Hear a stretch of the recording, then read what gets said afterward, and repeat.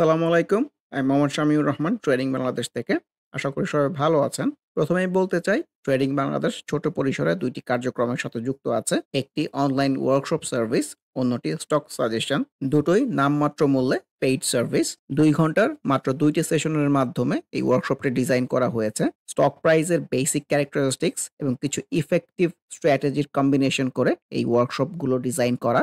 নতুন কিংবা পুরাতন যেকোনো ধরনের বিনিয়োগকারী এই ওয়ার্কশপে অ্যাটেন্ড করতে পারবেন। যারা প্র্যাকটিক্যালি ট্রেডিংটা হাতে কলমে শিখে রেগুলার ইনকাম জেনারেট করতে চান, তারা চাইলে ট্রেডিং বাংলাদেশের এই ওয়ার্কশপ কার্যক্রমে যুক্ত হতে পারেন। এর বাইরে যারা চাকরি, ব্যবসা কিংবা অন্য যেকোনো ধরনের কাজের জন্য রেগুলার এই মার্কেটটা ফলো করতে পারেন না, কিন্তু স্টক মার্কেটের সাথে কানেক্ট থাকতে চান, তারা চাইলে ট্রেডিং বাংলাদেশের স্টক সাজেশন সার্ভিসটা অ্যাভেইল করতে পারেন। এর বাইরে এই চ্যানেলে ট্রেডিং বেসিক্স নামে একটি প্লেলিস্ট রয়েছে। এটি মূলত ট্রেডিং শেখার প্লেলিস্ট। ক্যান্ডেলস্টিক এবং এর বিভিন্ন প্যাটার্ন, বিভিন্ন effective strategy, for example moving average trading strategy, upswing এর বিভিন্ন ফেজ এবং এই ফেজে ট্রেড প্ল্যান করার কোনো স্কোপ আছে কিনা, কিংবা বাউন্স ব্যাক ক্যান্ডেলগুলো কেমন হতে পারে, এসব সহ ট্রেডিং সংক্রান্ত বিভিন্ন বিষয়ের উপর ভিডিও দেয়া আছে। যে যেখানে আছেন সেখান থেকেই ট্রেডিং বেসিক্স প্লেলিস্টটি ফলো করে ট্রেডিং সম্পর্কে আইডিয়া নিতে পারেন। এমবিএল ফার্স্ট মিউচুয়াল ফান্ডের কথাও বলতে চাই। আজকে তো ভালো করেছে, কিন্তু এই ভালো কিন্তু ভালো না। এই যে আনইউজুয়াল ভলিউমের অ্যাক্টিভিটি আছে। মেঘনা লাইফ, আমার কাছে এটাকে আনইউজুয়াল ভলিউমই মনে হচ্ছে। যদিও গতকালের বাউন্স ব্যাকের সাথে কিন্তু রিফ্লেক্টেড হয়েছে। কিন্তু লাইফ ইন্সুরেন্স সেক্টরের অন্যান্য স্টক কিন্তু রিফ্লেক্টেড হয় নাই। তো যারা এই ক্যান্ডেলেও বাউন্স ব্যাকে এন্ট্রি ট্রাই করেছিলেন, তাদের কিন্তু আমার কাছে মনে হয় অ্যালার্ট হয়ে যাওয়ার সময় এসছে। কারণ প্রিভিয়াস এই টপটাকে কিন্তু ক্রস করে যেতে পারে নাই। নতুন করে ট্রেড প্ল্যান করার চেয়ে ট্রেড এক্সিটটাই নিয়ে আমার কাছে মনে হয় ভাবা উচিত। মেট্রো স্পিনিং এর কথা বলতে চাই, নিচে উইক মানেই তো আসলে ছোট হলেও বায়ার অ্যাক্টিভ, যেহেতু ভলিউমটাও গেইন করার চেষ্টা করতেছে। এই লেভেলটা থেকে বাউন্স ব্যাক পাওয়া গেলে ভালো হতো। তো ইন্ডেক্সের রিফ্লেকশন, ম্যাক্সনের রিফ্লেকশন, টেক্সটাইল সেক্টরের রিফ্লেকশন এগুলা ভাইটাল হবে মেট্রোর জন্য। ভাইরাস ফাইন্যান্স, ক্যানেল ওয়াইজ তো ভালো। যে অনেক লালের পরে কিন্তু বাউন্স ব্যাক টাইপ সিনারিও আসতেছে। আমি সবসময় ভলিউমের ক্ষেত্রে যে স্মৃতিসৌধের এক্সাম্পলটা দেই, এইখানেও কিন্তু সেইরকম একটা সিনারিও হয়েছে। সো এখান থেকে কিন্তু বাউন্স ব্যাক হলেও হতে পারে। Let's see. Middle bank candle wise looks very good. Proper trend একটা সিনারিওর মধ্যে আছে। মুভিং এভারেজ উপর দিয়ে অলসো কন্টিনিউ করতেছে। তো দেখা যাক ওর এই ট্রেন্ডি সিনারিওটাকে ধরে রাখতে পারে কিনা। মিরাকল এই টাইপের ক্যান্ডেল থেকেও তো বাউন্স ব্যাক হয়। ইন্ডেক্সে সাপোর্ট থাকলে কিন্তু একটা ভালো ক্যান্ডেল আসতে পারে। কারণ প্রপার ডাউন সুইং এর পরে এসছে। মিথুন নিট আজকে ভালো করেই তো ম্যাক্সিমাম লিমিট পর্যন্ত ছিল। লেটস সি যে এই আপসুইংটা কতটুকু কন্টিনিউ করে। মুন্নু সিরামিক আমার কাছে কিন্তু খুব একটা ভালো মনে হচ্ছে না ইনফ্যাক্ট। যদিও ট্রেন্ড উপরের দিকে আছে। আনইউজুয়াল ভলিউম আমি বলতে চাই।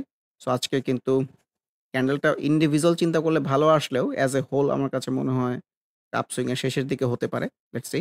মুন্না ফ্যাব্রিক্স এর মধ্যেও কিন্তু একটা বাউন্স ব্যাক টাইপ সিনারিও এসছে। অনেক লালের পর একটা সবুজ ক্যান্ডেল পাওয়া গেছে।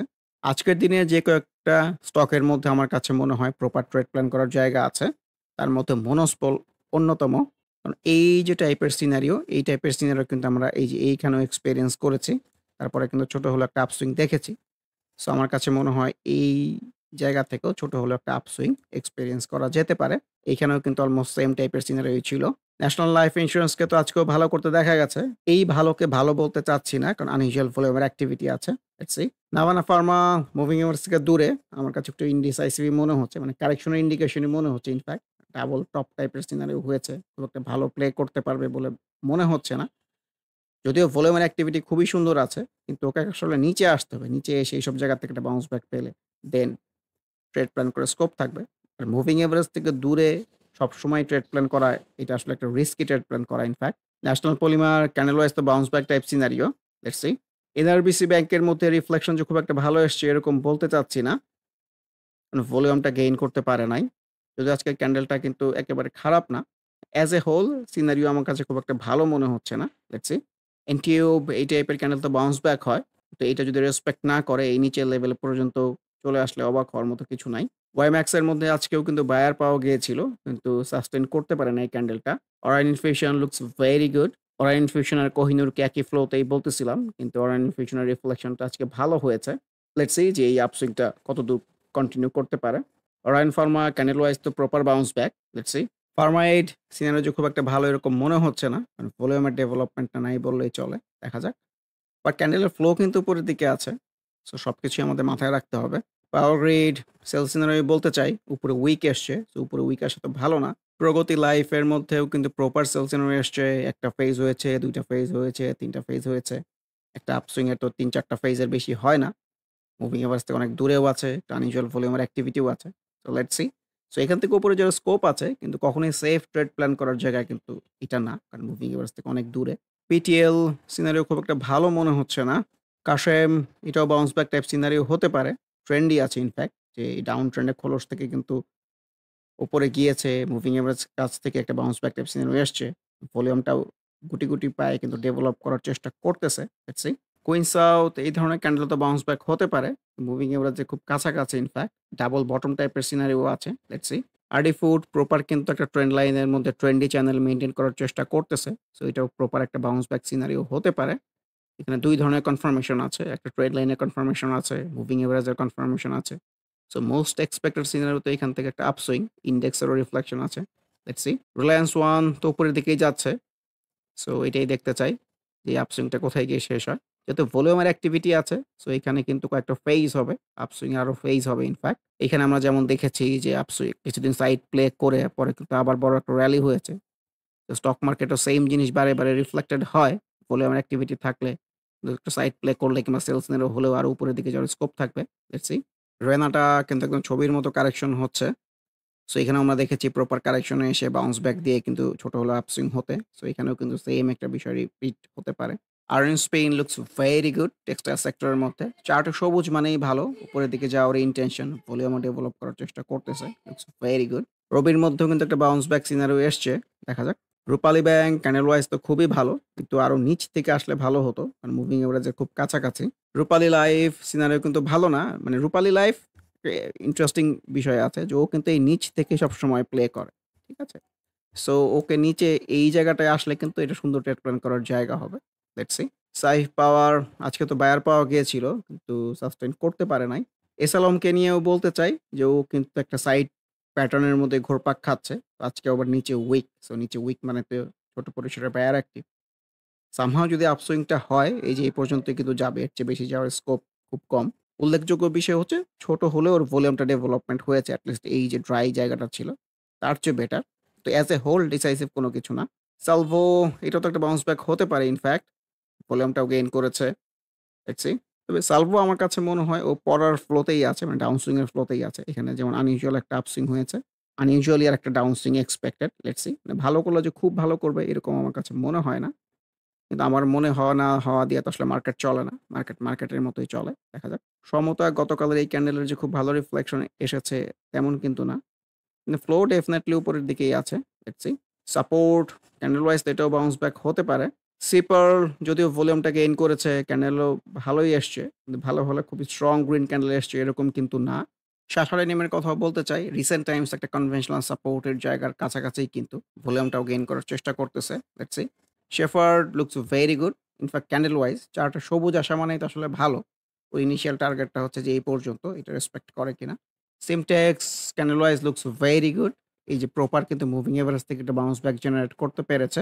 সিনো বাংলার কথাও বলতে চাই। ক্যান্ডেল ওয়াইজ খুবই ভালো এসছে। ভলিউমটাও গেইন করার চেষ্টা করতেছে। লেটস সি এখান থেকে ছোট হলে একটা আপসুইং হয় কিনা।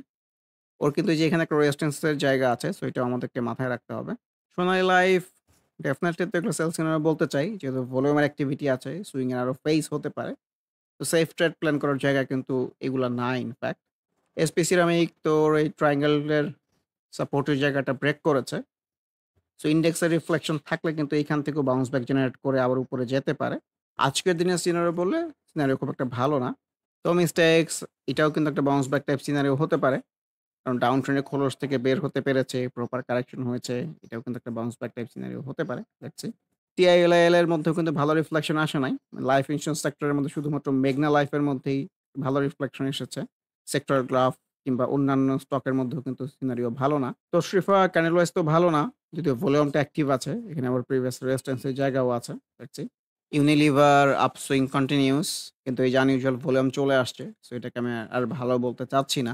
ইউনিক হোটেল কিন্তু ট্রেন্ড লাইনের বটমের কাছাকাছি নিচে উইক আসতেছে। সো উইক আসা তো বায়ারের অ্যাক্টিভিটি ছোট হলেও আছে। দেখা যাক। ইউনাইটেড ইন্সুরেন্স ও কিন্তু ডাউন ট্রেন্ডের খোলস থেকে বের হতে পেরেছে। তো এই জায়গাটা ভালো না ইনফ্যাক্ট কারেকশন এর সিনারিও।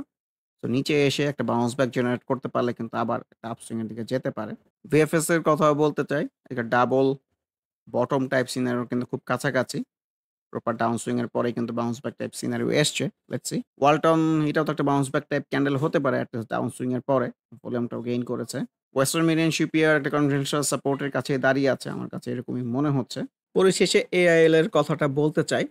কারণ বর্তমান সময়ে যে কয়েকটা ট্রেন্ডি স্টক আছে তার মধ্যে কিন্তু এআইএল অন্যতম। প্রপার এই যে আপসুইং, ডাউন সুইং করে চলার চেষ্টা করতেছে। অল থ্রু মুভিং এভারেজের উপর দিয়ে কন্টিনিউ করতেছে। তো ট্রেডিং এর ক্ষেত্রে বাই সিনারিও, সেল সিনারিও এগুলো কিন্তু মোটামুটি ফিক্স। মানে মন গড়া কোনো কিছু করার সুযোগ নাই এখানে। প্রাইস দেখে ট্রেডাররা কখনোই আসলে বাই সেল করে না। সো এই জায়গায় একটা সুন্দর সুযোগ ছিল যেহেতু কারেকশনের ইন্ডিকেশন হওয়ার পরেও কারেকশন হচ্ছে না। সো এই জায়গাগুলো যখনই ব্রেক করে গেছে, সো এটা কিন্তু সুন্দর একটা এন্ট্রির জায়গা ছিল। তারপরে এই যে এখানে প্রপার সেল সিনারিও হয়েছে। সো এখান থেকে তো কারেকশনের এক্সপেকটেশন ছিল। না হয়ে যখন উপরে গেছে, সো এইটাও কিন্তু সুন্দর ট্রেড প্ল্যান করার জায়গা ছিল। আর এগুলো তো প্রপার সেল সিনারিও এটা বলাই বাহুল্য। কারণ উইক বড় এসছে, বডি ছোট হয়েছে। এট লিস্ট একটা আপসুইং এর পরে যখন এই টাইপের সিনারিও হয়, এগুলোকে আমি সেল সিনারিও বলতে চাই। তারপরে কিন্তু প্রপার কারেকশন এ এসেছে। আবার এই যে বাউন্স ব্যাক পাওয়া গেছে, এটাও কিন্তু সুন্দর ট্রেড প্ল্যান করার জায়গা এই অংশটা। তারপরে আবার সেল সিনারিও হয়েছে। সেল সিনারিও হয়ে কিন্তু আবার উপরের দিকে গেছে কারেকশন না হয়ে। সো এটাও একটা ট্রেড প্ল্যান করার জায়গা ছিল। আর এটা কিন্তু প্রপার সেল সিনারিও ছিল। এক্সিট নেয়ার ৩ টা ছিল। সো এই সুইং এর মধ্যে বাই সিনারিও এবং সেল সিনারিও সবই কিন্তু মোটামুটি ফিক্স।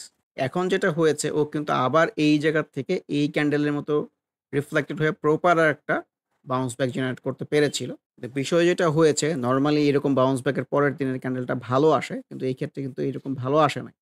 ভলিউমটাও গেইন করতে পারে নাই। সো নরমালি একটা ট্রেন্ড যখন শেষের দিকে হয় তখন এই ধরনের সিনারিও আসলে আসে। যে বাউন্স ব্যাক গুলা ফ্রুটফুল হয় না। সেই ক্ষেত্রে আমরা যদি এটাকে সুইং এর টপ ধরি এবং এটাকেও সুইং এর টপ ধরি। সো আমাদের কিন্তু এখন ডাউন ট্রেন্ডি ফ্লোতে আসলে ওকে ভাবতে হবে ইনফ্যাক্ট। যে আপকামিং ডেজ যদি এখান থেকে প্রপার বাউন্স ব্যাক জেনারেট করতে না পারে। সো এটাই বোঝাতে চাচ্ছি যে একটা স্টক তো সারা জীবন ট্রেন্ডি থাকে না। আর ট্রেডাররা সবসময় এই ছোটখাটো কনফার্মেশন এর উপর বেস করে ট্রেড করে। তাদের কাছে তো আসলে কেউ এসে বলে যায় না।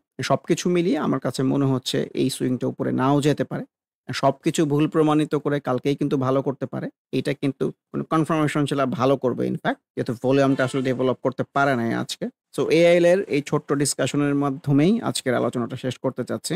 আবারও মনে করিয়ে দিতে চাই যারা নামমাত্র মূল্যে প্র্যাকটিক্যাল ওয়েতে ট্রেডিংটা হাতে কলমে শিখে রেগুলার ইনকাম জেনারেট করতে চান তারা ওয়ার্কশপ অ্যাটেন্ড করতে পারেন। এর বাইরে এই চ্যানেলের ট্রেডিং বেসিক্স প্লেলিস্টের ভিডিওগুলো দেখে যে যেখানে আছেন সেখান থেকে ট্রেডিং সম্পর্কে আইডিয়া নিতে পারেন। এর বাইরে স্টক সাজেশন কার্যক্রমেও যুক্ত হতে পারেন। সবাই ভালো থাকবেন। আল্লাহ হাফেজ। Happy trading.